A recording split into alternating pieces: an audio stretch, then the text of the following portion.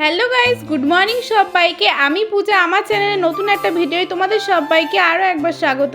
তো সকালবেলাতে ঘুম থেকে উঠে পড়েছি। তো ওঠার পরেই প্রথম কাজ থেকে আমার বিছানাটাকে ক্লিন করা, তাই সেই মতো তো আমি বিছানাটাকে ক্লিন করতে চলে এসেছি। আর এদিকে যেহেতু গরম পড়েছে ভীষণই, তাই জন্য ফ্যানটাকে এই জায়গায় খাটানো হয় আমাদের প্রতিদিন। আর সকালবেলা আমাকে প্রতিদিন সরাতে হয়, যেহেতু এই ঘরটাতে প্রচণ্ড পরিমাণে গরম, সেহেতু একটা তো ফ্যানে হয় না, তাই জন্য আমাদের বাধ্য হয়ে টেবিল ফ্যানটাও ছাড়তে হয়, যেহেতু এখন ভীষণই গরম পড়ছে কিছুদিন ধরে।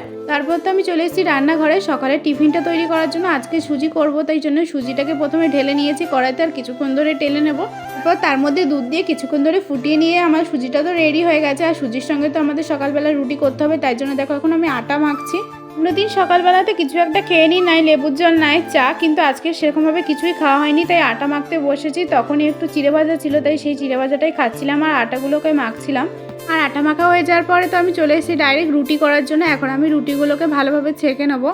অন্য কিছুর তুলনায় কিন্তু রুটিটা করতে একটু বেশিই টাইম লাগে, যেহেতু মাখতে হয়, বেলতে হয়, ছেঁকতে হয়, সমস্তটাই একা হাতে করতে হয়, ওই জন্য অনেকটা টাইম লেগে যায়। তারপরে তো রুটি করার পরে আমি সকালে টিফিনটা রুটি আর সুজিতে করে নিয়েছিলাম। তারপর দেখলাম কি যে ভালোই রোদ বেরিয়েছে, তাই ঘরে কিছু জামা কাপড় ছিল আর একটা বিছানার চাদর ছিল, তাই সকাল সকাল এগুলোকেই ভালো করে কেচে দিয়েছিলাম, যেহেতু সকালবেলা কাচলে না তাড়াতাড়ি শুকিয়ে যায়। তারপর তো আমি চলে এসেছিলাম নিচে। আর এতটাই গরমে দেখো পুরো আমি ঘেমে গেছে একদমই। আর কিছু সকালবেলা না ডাল ভিজিয়ে রেখেছিলাম, আজকে ডালের বড়া করব, তাই জন্য। তারপর আমি ডালগুলোকে ভালো করে মিক্সার মেশিনে দিয়ে একটু ব্লেন্ড করে নিয়েছিলাম।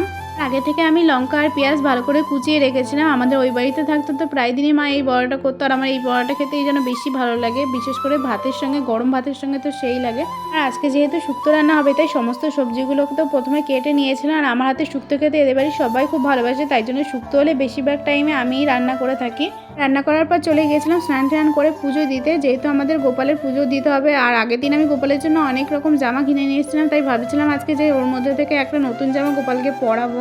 তো এই জামাটা পরিয়েছি, তোমরা সবাই কমেন্ট করে জানিও যে কেমন লাগছে। তারপরে তো চলে গিয়েছিলাম খেতে। আজকে ছিল লাঞ্চে শুক্তোর তরকারি, আর এদিকে ছিল রুই মাছের ঝোল, আর আমি বড়া করেছিলাম ডালে, সেই বড়াটাই নিয়ে বসে পড়েছে এখন দুপুরে খেতে। সন্ধ্যাবেলা একটু রেডি হয়ে গেছিলাম, আসলে একটা কাকার বিয়ে ছিল, তাই সেই জন্য বিয়ের আগের দিনকে এদের মধ্যে নিয়ম আছে যে টোপর আনতে যেতে হয়, তাই জন্য আমি রেডি হয়েছিলাম। কিন্তু গিয়ে দেখলাম যে আমরা ওদের টোপর নিয়ে আসা হয়ে গেছে।